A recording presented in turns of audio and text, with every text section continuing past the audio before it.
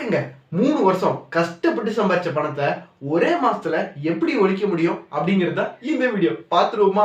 அப்படி 3 வருஷம் கஷ்டப்பட்டு சம்பாரிச்சத ஒரே மாசத்துல ஒழிச்சவரை பத்தி தான் இந்த வீடியோ. சரி, டைரக்டா நம்ம வீடியோக்குள்ள போலாம்.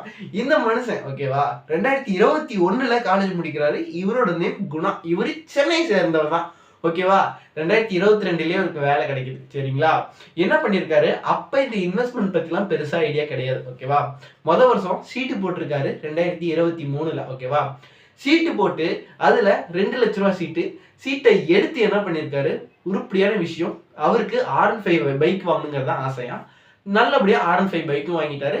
மிச்சம் இருந்த காசுல கொஞ்சமா வெள்ளிச்சை அதுக்கேற்ற மாதிரி வாங்கி போட்டாருங்க. ஓகேவா, கொஞ்சம் பிராடா. ஓகேவா, என்னாச்சு அப்படின்னா நல்லாதானே போயிட்டு இருக்கு, நல்லாதானே இருக்கு ப்ரோ அப்படின்னா நல்லாதான் இருக்கு சொல்றீங்க. ஓகே, நம்மள்ட்ட இப்ப பைக்கும் இருக்குது. ஓகே, நம்ம வெள்ளியில செயின் போட்டுருக்கோம், தங்கத்துல போட்டா என்ன அப்படின்னு சொல்லிட்டு மனுஷன் அடுத்த வருஷம் 2024வது வருஷம் ஓகேவா நகை சீட்டு போட்டிருக்காருங்க. என்ன நல்லா தெளிவா சொல்றது, நான் தெளிவு. வணக்கம் மக்களே. அதாவது 3 வருஷம் சம்பாரிச்சு வணக்கம் மக்களே, 3 வருஷம் கஷ்டப்பட்டு சம்பாரிச்சத எப்படி ஒரே மாசத்துல ஒழிச்சிட்டு உட்காந்துட்டு இருக்கான் அப்படிங்கறதாங்க இந்த வீடியோ. என்ன ப்ரோ சொல்றீங்க அப்படின்னா வாங்க அதை பத்தி தாங்க இந்த வீடியோ. வணக்கம் மக்களே. வணக்கம் மக்களே, 3 வருஷம் சம்பாரிச்சத ஒரே மாசத்துல ஒழிச்சிட்டு உட்காந்துட்டு இருக்கேன். அதை பத்தி தாங்க இந்த வீடியோ. ஓகேவா, 2022 தானங்க நான் காலேஜ் முடிச்சேன். 2023லயே எனக்கு வேலை கிடைச்சிருச்சு. சாரி, 2022ல எனக்கு வேலை கிடைச்சிருச்சு.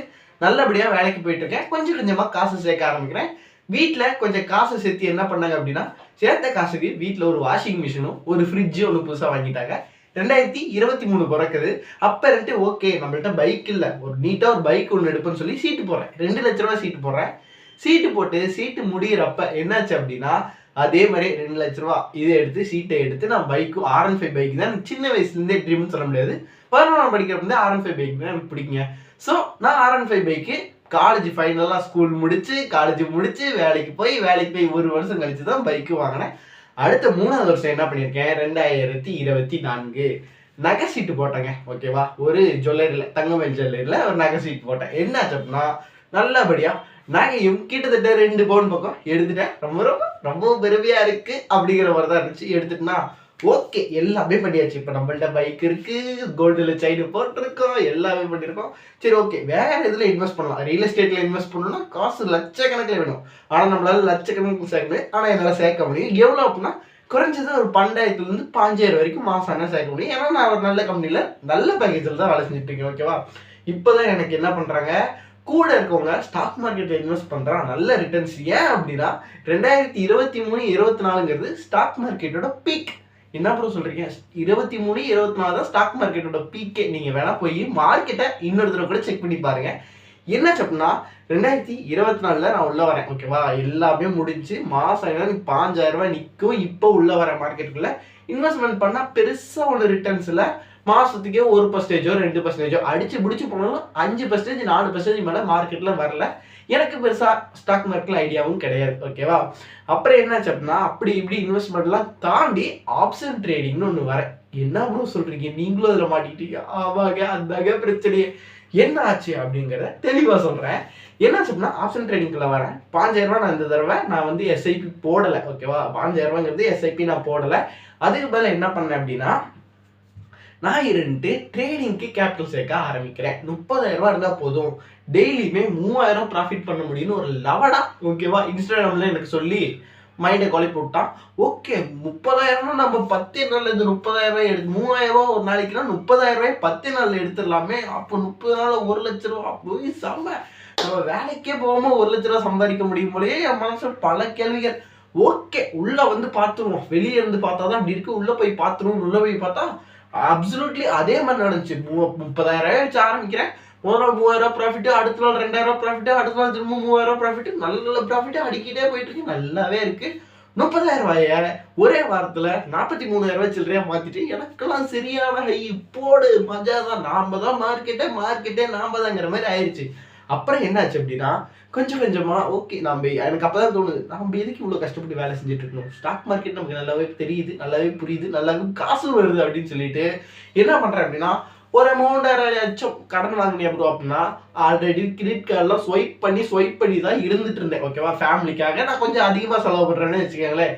என்ன பண்ணேன், என்னோட பைக்கோட ஆர்சி புக்கை அடகு வைத்து ஒரு 70,000 ரூபாய். ஓகேவா, எவ்வளோ ப்ரோ, 70,000 ரூபாய் நம்ம ஃப்ரெண்டோட ஐயோ அது என்ன வளர்றேன் கன்சல்டன்சி. ஓகேவா, அதில் ஒரு 70,000 ரூபாய் பக்கமாக அடிச்சு முடிச்சு அவ்வளோலாம் வரவே வராது அப்படின்னா எப்படியா பார்த்து பண்ணிவிடும், அதை பண்ணிவிடும், இதை பண்ணிவிடும்னு சொல்லி மண்டையை கழுவி அதை பண்ணி காசும் வாங்கிட்டேன். ஏன்னா ஃப்ரெண்டோட ஃபினான்ஸ் தானே, காசும் வாங்கிட்டேன். 70,000 ரூபாய் பைக்கோட ஆர்சி புக்கு அடமாடத்தில் உள்ளது. பைக்கும் கிட்டத்தட்ட அடமாடத்தில் இருக்க கணக்கிட்டே வச்சுக்கங்க. அப்புறம் என்னாச்சு அப்படின்னா 1 லட்ச ரூபா கேபிட்டலா 2 லட்ச ரூபா கேபிட்டலா பண்ணிட்டேன்.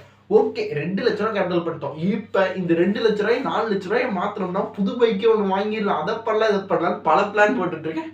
என்ன ப்ரோ சொல்கிறேன்? ஆமாம், பல பிளான் போட்டுருக்கேன். ஆனால் மார்க்கெட்டை வச்சு அடிக்க ஆரம்பிச்சிச்சு. என்ன ப்ரோ சொல்கிறேன்? சீரியஸாக மார்க்கெட்டில் இந்த அளவுக்கு லாஸ் ஆகுன்னு நான் நினச்சி கூட பார்க்கல. என்ன ப்ரோ சொல்கிறேன்னா ஓப்பனாக சொல்கிறேன், அந்த நவம்பர், ஓகேவா, நவம்பர் 2024 மார்க்கெட் அப்படியே கீழே விழ அப்படியே என் மனசு அப்படியே ஆட்டி டப்பு அடிக்குது. எப்படி காசெல்லாம் போகுது. 2 லட்ச ரூபா, 1,50,000 ஆச்சு, 80,000 ஆச்சு, 70,000 ஆச்சு, 60,000 ஆச்சு. ஐயோ முடியாது, இதுக்கு மேல போனா பைக்கு திவாலாக வேண்டியதான். இந்த பைக்கையாச்சும் எப்படியே மீட் எடுத்துக்கணும்னு சொல்லிட்டு என்ன பண்றேன், அந்த செகண்டா நகை சீட்டு போடுறேன்னு சொன்னல, என் செயினையும் கொண்டு போய் அடகு வைக்கிறேன். அப்புறம் அடகுலாம் வைக்கல, வித்துட்டேன். ஓகேவா, அப்புறம் தான் நிலைமைக்கு கம்மியாக தாங்க போச்சு. ஓகேவா, 2 பவுனையும் கிட்டத்தட்ட எவ்வளோ, அப்போ 70,000 ரூபா தான் பவுன் இருந்துச்சு 2024. ஓகேவா, 70,000 ரூபா அந்த ரேஞ்சில் தான் இருந்துச்சு. ஸோ நான் 70,000 ரூபாயோட கம்மியாக தான் இருந்துச்சு. நான் 2 பவுனையும் வித்துமே எனக்கு கிட்டத்தட்ட 1 சில்லறை தான் தந்தாங்க. ஓகேவா, 1 லட்சம் சில்லறை தான். இப்போ பைக்கை மீட்கலாங்கிறதானே, நம்ம எதுக்காக நாங்கள் விற்றோம், பைக்கை மீட்கணும் தானே விற்றோம். பைக்கை நான் மீட்கல. என்ன பண்ணிட்டோம்னா அதையும் கொண்டு வந்து பெருசாக ட்ரேடிங்கில் புளுத்துற மாதிரின்னு சொல்லி ட்ரேடிங்கில் போட்டு அதையுமே ஒழிச்சிட்டேன். ஓப்பனாக சொல்லணும்னா ஒழிச்சிட்டுனே சொல்லலாம். லாஸு மேலே லாஸு. கடைசியாக வெறும் 6,000 தான் இருக்குது. ஏன் அப்படின்னா வெறும் 6,000 தான் இருக்குது. ஒன்றுமே பண்ண முடியாது. பைக்கு போச்சு, என் நகை போச்சு, எல்லாமே போச்சு. வீட்டில் கேட்டால் ஒன்றுமே என்னால் சொல்ல முடியல. அப்புறமேட்டு தான் நான் சொன்னேன், வீட்டில் இருந்துட்டு என்னடாச்சு உன் பைக் எங்கடா கழுத்தில் செயினை போட்டுருந்து, செயினை கடன் நானும் ரொம்ப நாளாக மழுப்பி பார்த்தேன். என்னால் மழுப்ப முடியல. ஓகேவா, மழுப்பவே முடியல. பைக்கு கூட நான் இருந்து ஃப்ரெண்டு கொண்டு போய் இது பண்ணிட்டான்பா, அதனால புது பைக் எடுக்கிற மாதிரி இருக்கு, என் ஃப்ரெண்டை வச்சுக்க சொல்லிட்டேன். ஃப்ரெண்டு இருந்து காசு வாங்கிட்டு புது பைக் எடுக்கிற மாதிரி இருந்து மழுப்பிட்டேன். செயினுக்கு என்னன்னு மழுப்புவீங்க, என்னால் மழுப்பவே முடியல. செயின் போடதான்ப்பா, இல்லைப்பா மிஸ் ஆயிடுச்சு இப்போ ஒரு இடத்துல சொல்லி மழுப்பிட்டேன். ஓகேவா, அவங்கள்ட்ட வீட்டில் பிரச்சனை இல்லை, ரெண்டுமே போயாச்சு, ரெண்டுமே பிரச்சனை இல்லை. என்னோட 3 வருஷம் உழைப்பு தான் அந்த 2 பவுன் செயினும் அந்த பைக்கும். ஓகேவா, கடைசியாக என்னோட 3 வருஷம் நான் சம்பாதிச்சதுல என்னதான் மிஞ்சிச்சுன்னா, நான் சொல்லியிருந்தேன் இல்லையா, வாஷிங் மிஷினும் ஃப்ரிட்ஜும், அது மட்டும் தான் மிஞ்சிச்சு. இந்த ஸ்டாக் மார்க்கெட்டு நிம்மதியாக இருக்கலாம், வேலைக்கெல்லாம் போக தேவையில்ல, சந்தோஷமாக ட்ரேட் பண்ணலாம்னு சொல்லி தான் அந்த ட்ரேடிங்குள்ளேயே வந்தேன். ஆனால் இப்போ நான் நிம்மதியை தொலைச்சிட்டு அலையிறேன்.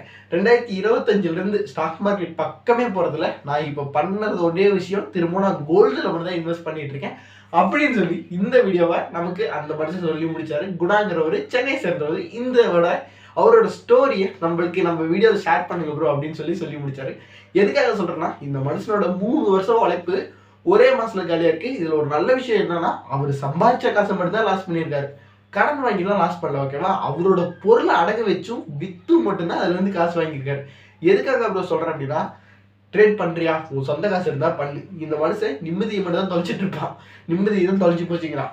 நீ கடன் வாங்கி பண்ணினா உன் வாழ்க்கையவே தொலைச்சிருவேன். கரெக்டா பண்ணு, படிச்சுட்டு பண்ணு, அவ்வளவுதான். வரட்டா டாட்டா. உன்னோட ஸ்டோரி சொல்லணுமா, மறக்காம வீடியோல சொல்லு. இந்த வீடியோக்கு மறக்காம லைக் மட்டும் போட்டுருங்க. டாட்டா.